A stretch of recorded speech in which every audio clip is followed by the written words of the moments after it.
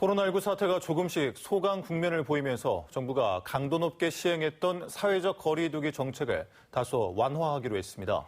하지만 언제든 확산 사태가 재발할 수 있어 사회적 거리 두기에 대한 시민들의 참여 의지가 여전히 절실합니다. 문형철 기자입니다.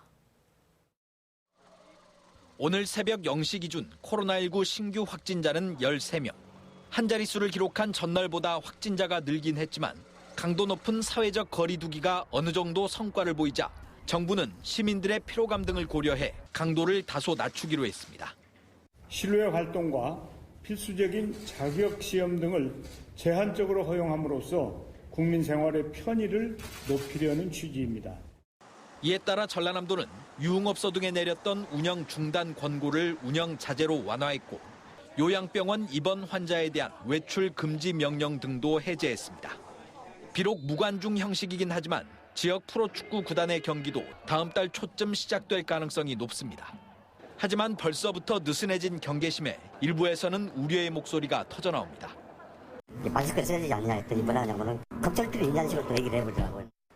여전히 해외 유입 확진자는 꾸준히 발생하고 치료를 받고 퇴원한 환자가 다시 양성 판정을 받는 사례도 잇따르고 있는 상황. 전남 지역에서는 보름 넘게 확진자가 나오지 않고 있지만 무증상 감염 사례와 코로나19의 높은 전염성까지 고려하면 언제든 확산세로 돌아설 수 있다는 게 지배적인 의견입니다.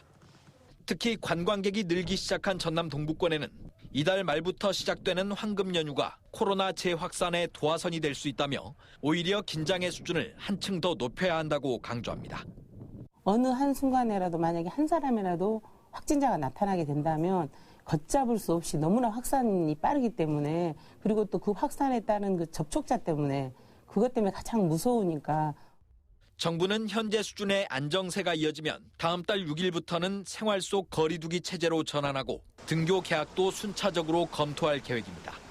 하지만 반대로 앞으로 남은 2주 동안 코로나 사태를 충분히 잠재우지 못하면 수개월간 겪었던 불평과 혼란은 또다시 반복될 수밖에 없습니다. MBC 뉴스 문형철입니다.